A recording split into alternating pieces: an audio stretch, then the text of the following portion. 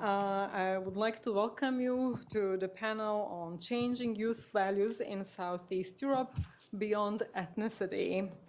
We would like to thank our organizers and sponsors, first and foremost the Center for European Studies, but also GSA's Serbian Cultural Club, as well as Harvard College South Slavic Society. The theme of the panel is derived from the book co-edited by two of our panelists, Danilo Mandic and Tamara Pavasovic Trost. The title of the book is Changing Youth Values in Southeast Europe, and it was published just recently by Routledge 2018. So we start off with these assumptions that we've seen in a lot of the literature on the area, which is that this new generation is problematic and more nationalistic than the previous ones. You see this in tabloids and newspapers. Youth are less tolerant. We see this emphasis on neo-Nazis and problematic youth groups. And this idea that youth need to distance themselves from excessive identifications, and that these ethnic identifications are actually trumping everything else that's going on in their lives. And when I did my PhD 5 years ago, I actually found that class issues and economic concerns are actually huge in the lives of young people. And we saw this in Bosnia a few years ago with the movement We're Hungry in All Three Languages, right? So youth saying it doesn't matter which ethnic group you belong to, these socioeconomic concerns are more important. And another of the assumption is that what is holding the region back are these ethno-nationalistic orientations. So that's what we took as a starting point, and then decided to really say, okay, the youth that we're talking about from 2000 are very, very different than youth today. And even as a professor at the University of Ljubljana, I see a lot of Serbian, Macedonian, Kosovar students in Ljubljana through Erasmus exchange programs, and you see the differences in the ways these youth who now live under most of the countries are apart from Bosnia and Kosovo, but no visa requirements anymore, right? So visa requirements have been softened. So now youth are traveling much more than the previous generation. LGBT movements, globalization, Facebook, we don't even have to go into all of the new things these youth are facing. And because of this, identities have become much more complicated. And one of the arguments that I also tried to make in my dissertation has been that we cannot study these youth in the same way that we have studied youth before. So the two aims of the book have been first, theoretically, to transcend this and actually say, what are youth doing on the ground? So what does it mean to be Serbian or Croatian or Bosniak to actual youth? So not assume what they feel, not give them a survey saying, do you feel European first, do you feel Croatian first, or rank your identities, but to actually go see how does this work on the ground.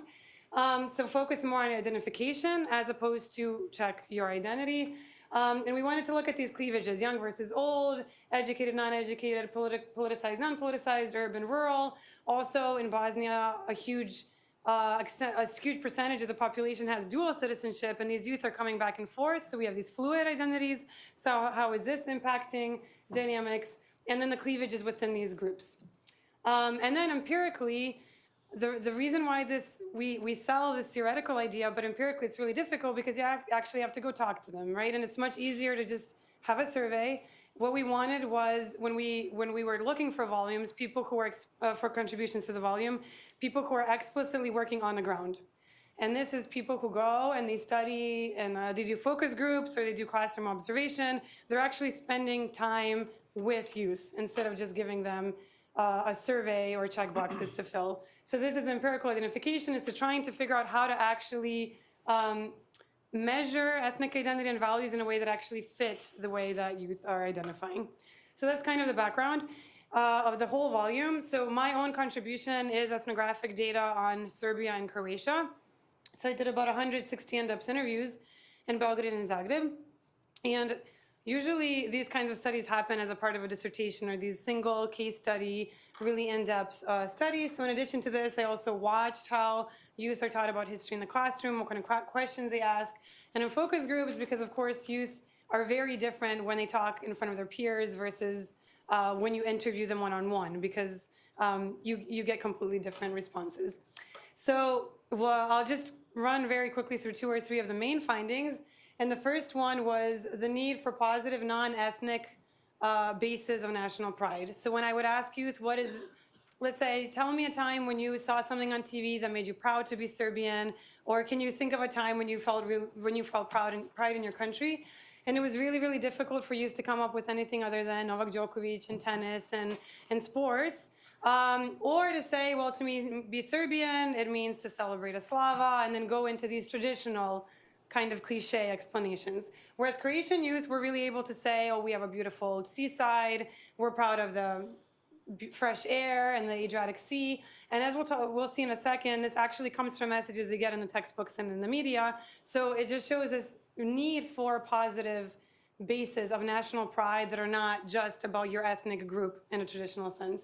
So for Croatian youth, I saw a lot of students say things like, we have lots of minerals and natural riches, beaches, forests, beautiful seas. So this came up a lot. You could see that this pride in the natural environment was a really big part of their feeling of national identification with Croatia.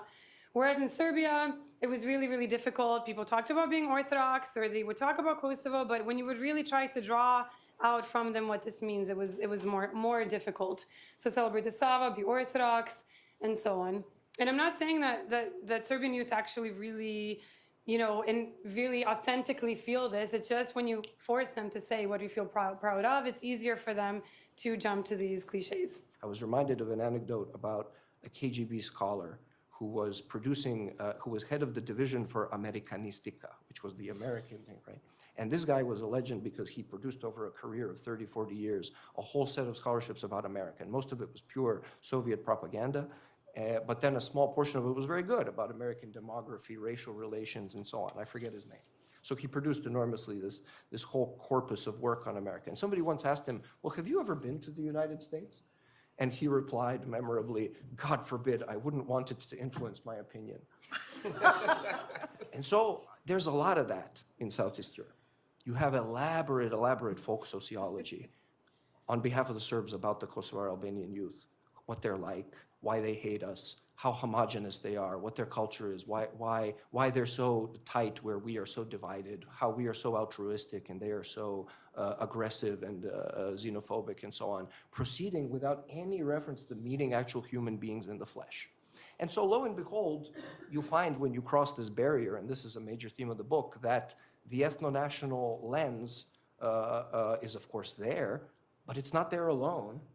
And it's not there in the way you imagined it, of course, not having, because very quickly you find something like youth solidarity, which is a clumsy term that I tried to push in this chapter, and we can maybe think of a better way to conceptualize it, but just the general idea that the extent to which they enact ethno-national categories, the extent to which they enact national identities, the extent to which they construct these symbolic boundaries, exclusionary boundaries, all of that stuff is one piece of the puzzle, and simultaneously coexisting with that, like this guy who is risking his safety at the same time as he's giving us nationalist lectures, at the same time, simultaneously, there exists tremendous solidarity through it's us young people. It's the socioeconomic solidarity. It's the class solidarity. It's the kind of, we share the same media. We share this is a new generation. This is different. And our parents are these old geezers who ruined everything.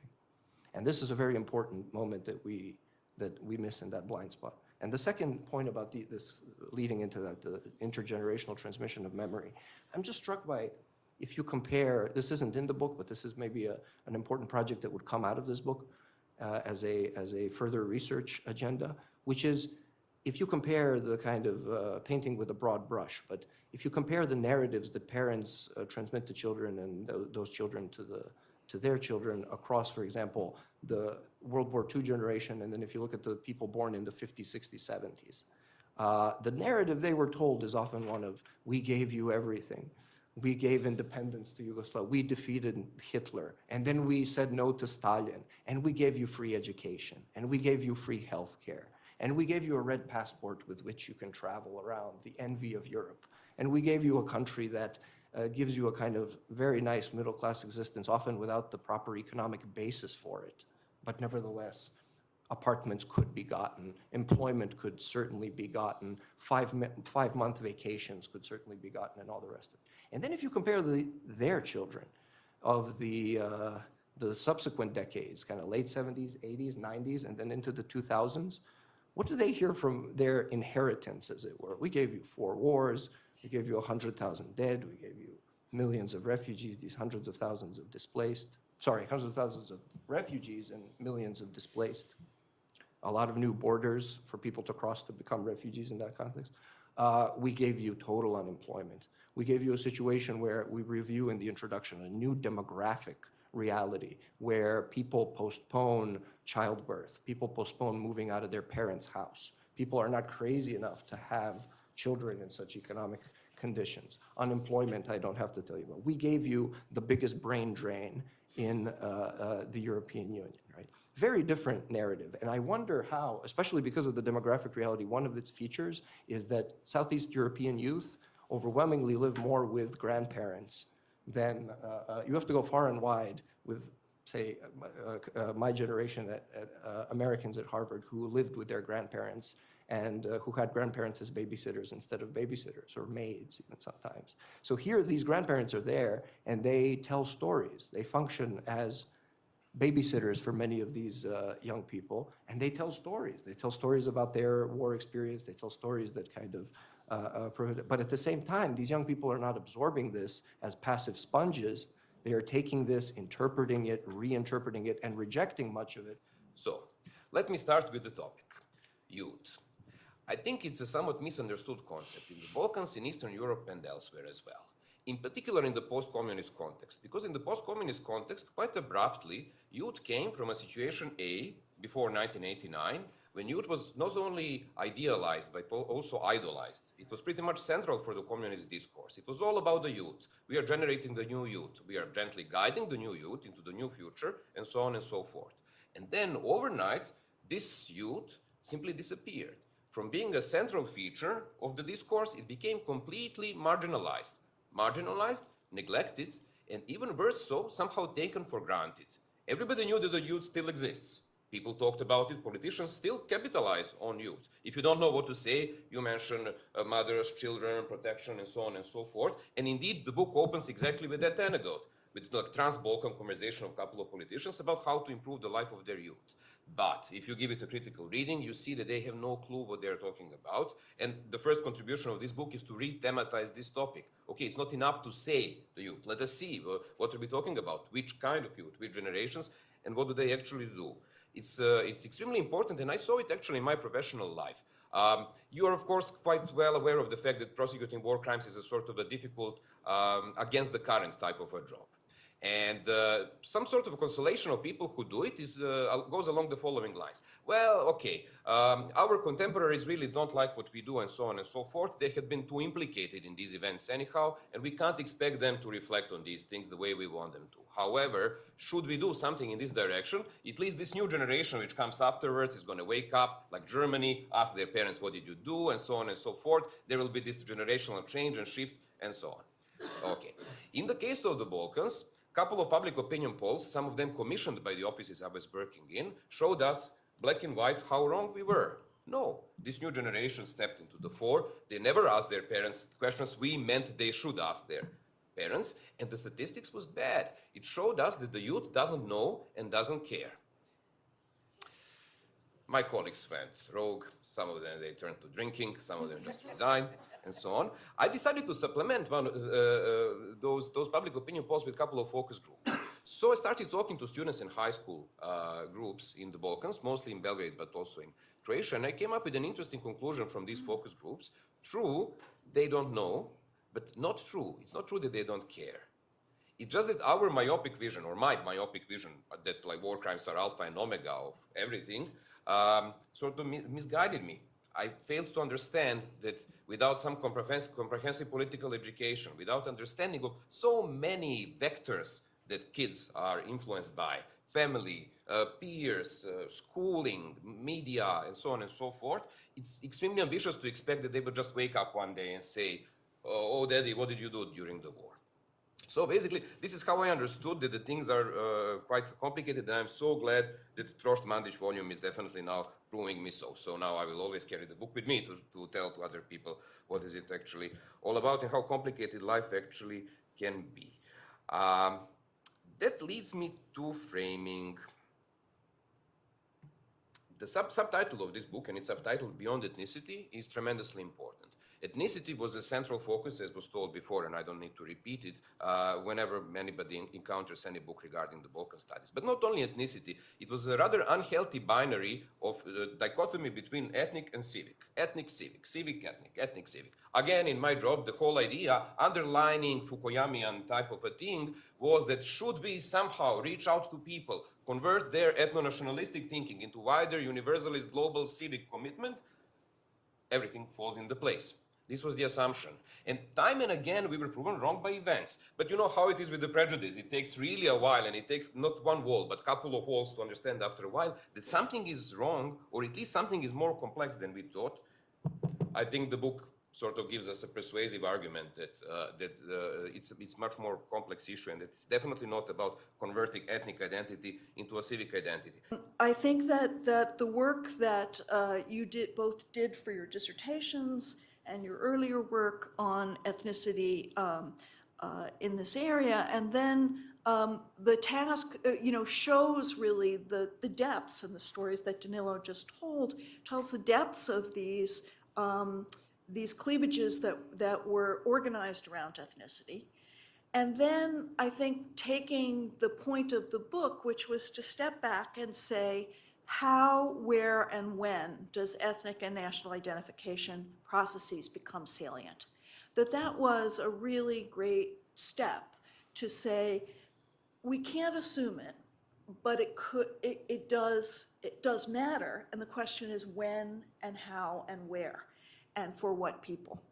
And so I think that this book is really, it shows the real range among young people in this area, from it mattering an incredible amount to it really not being salient for some young people for whom a European and a much more cosmopolitan identity and value is much more important. And so I think thinking about the questions that this great book raises with these findings is that we need better ways of understanding how this ethnicity gets mobilized or demobilized and how nationalism feeds off of these distinctions. And I think you are right that the problem, and I think you frame it in the book as the problem is when you study youth, you can't use surveys. And the surveys work for older people, but they don't work for the younger people. I don't think that's true. I don't think they work for the older people so much either. I think that we need to find other ways, and the interviews and some other ways in which we can get the expression of these values and identities and this process of identification, not a static identity, but how it changes over time. And that, I think you need very in-depth qualitative research of the type that this book is a true exemplar of. I think that one of the questions that came for me is the question of what determines these cleavages. And I think socioeconomic status is very clearly one of them. I wondered about the urban-rural divide and whether that was an important one. I didn't see as much on that as maybe would have been useful.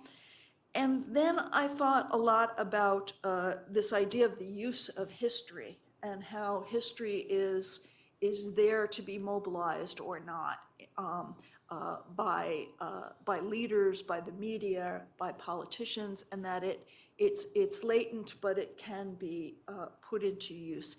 And I think more studies which try to understand how that history is made salient or can be repackaged, I think, is another step to go forward.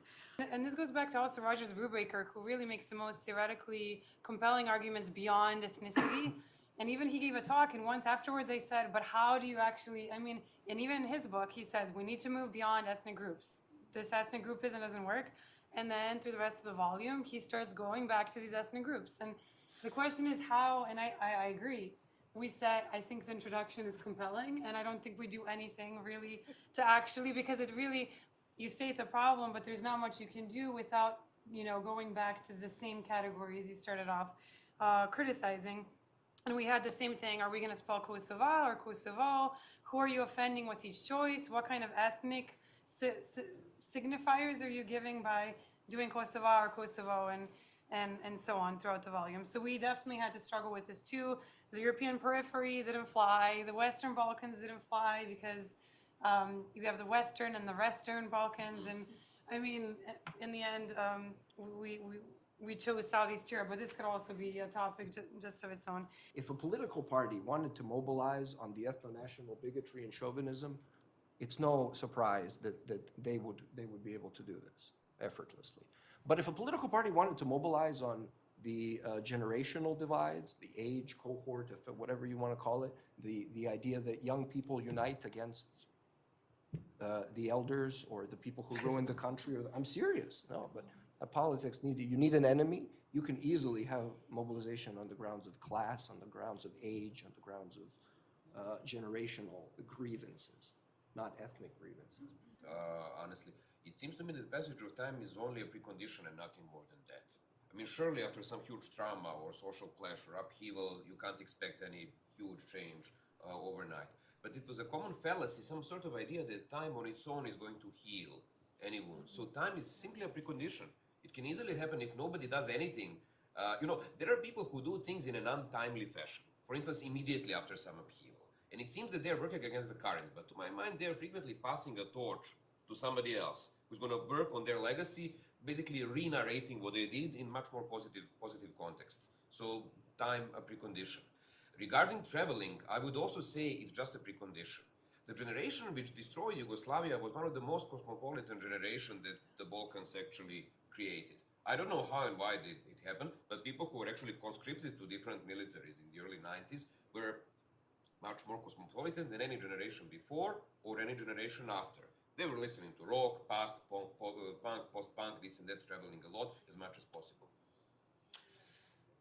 So again, traveling, just a precondition. So I started off with the ethnic distance scale that goes, don't want them in my country, would have them in my country, in my city, as neighbors, as colleagues, and then the closest you would marry them.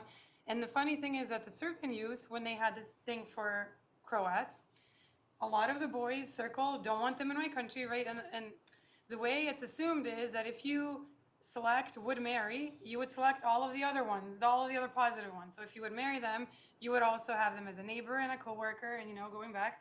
And then they would fill out all of the ones, but were circled would have as a boyfriend, girlfriend. And then I would have to drop that one because the scale can't have, right, you can't not have them in your country, but then have them as, and this just shows you how youth really do, like a lot of Serbian boys think Croatian girls are cool, right? And this is something that the survey won't help you realize, because for me that was an invalid survey response. But you have these things with youth where I think it's useful to have both, because without a survey you can't really do broad comparative stuff. But you're missing these nuances. My own interviews on the Kosovo thing, they were not a dominant, but they certainly came up, cultural symbols, songs, music, and so on. And I remember one respondent, it's in the chapter, who found it ridiculous that now again, here's a language barrier. Here's the biggest barrier you'll find of any paired cases in the Balkans. And they found it absurd that somebody is referring to this as Albanian music versus Serbian music, and how wonderful it is that we can listen to it together and so on. It's a very clear example of, it's not necessarily all that these cultural artifacts or whatever, they can be music, was most prominent in my thing, they can be films. I think somebody was talking about Kusturica here, and also in a kind of anti-nationalist way, a deliberately anti-nationalist way. Certainly it can be used to reinforce, to reify the boundaries, the ethno-national ones, but for sure it can be, if someone wants to, time and again, even in the course of a single interview, you see constant usage of these cultural artifacts to say, here's the ethno-national divide, and let me show you how it's ridiculous.